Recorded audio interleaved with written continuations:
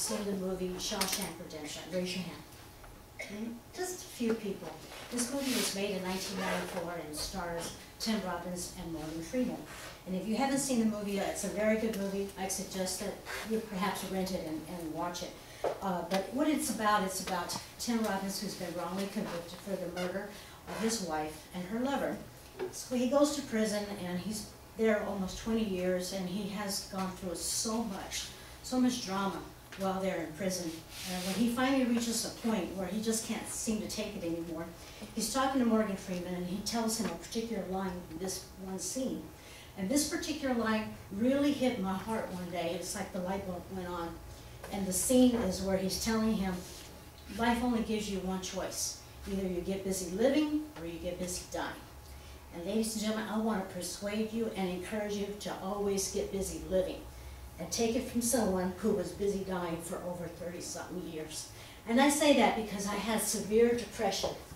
And these are quite a few of the symptoms that people who suffer very severe depression have. And I have to read it from the card because I don't have it memorized. But depressed mood is one of them. Diminished interest or pleasure in usual activities. Insomnia or excessive sleep. Excessive weight loss or excessive weight gain. Fatigue. Feelings of worthlessness or guilt, diminished concentration or indecisiveness, and suicidal thoughts. And clinical depression or severe depression, both called the same, is very debilitating. And it goes beyond just feeling sad or having a bad day. And there's also relations where maybe there's some chemical imbalances in the brain, but I really believe that it goes way beyond that, and I'll tell you why later. But research shows that women are most likely to suffer from depression than men, partly because of hormonal changes in their body. They go through the hormonal changes from the age of puberty all the way to menopause. Men, although the risk is lower, they don't tend to go to the doctor when they're not feeling good, so their depression goes undiagnosed, therefore they're showing very anger and hostile issues, and they usually lead to alcohol and drug abuse. And so studies have showed that if you go to the root of the problem of whatever started that depression, that's like 50% of the cure. And I went back and I started to think, why do I feel this way? Why am I always not looking at life very positively?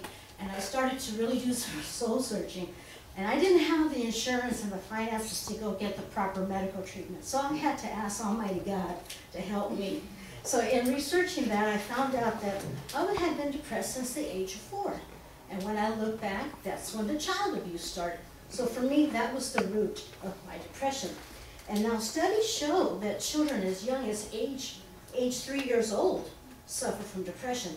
A lot of it comes from physical, sexual, or emotional abuse, and so it's always a precursor for depression.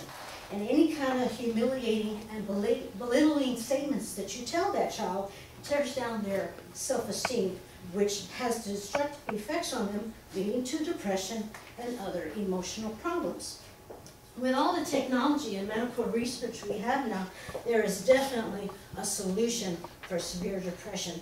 And as I said before, 50% of the cure is finding out what the root is. It could be the loss of a loved one that was close to you, betrayal of a friendship, abuse, anything. It could be where maybe you were involved in a car accident, you were driving and maybe your friend got badly injured or fatal, and maybe you were driving. And so that could come from guilt, where you may have that, and that would start you, feeling guilty and not able to accept what went on and move on. So I want to encourage you that if you do suffer from depression or know someone who does, talk to them and help them try to find out what that root is. And as I said, that's 50% of the solution. The other solution is combining psychotherapy and antidepressant drugs, antidepressant drugs. And this seems to be more effective than just using one or the other alone. And different medications, different therapies work for different people, so it's important to find the correct formula that works for the individual. So in conclusion, I want to again encourage all of you to always get busy living. Don't let anything from the past set you back.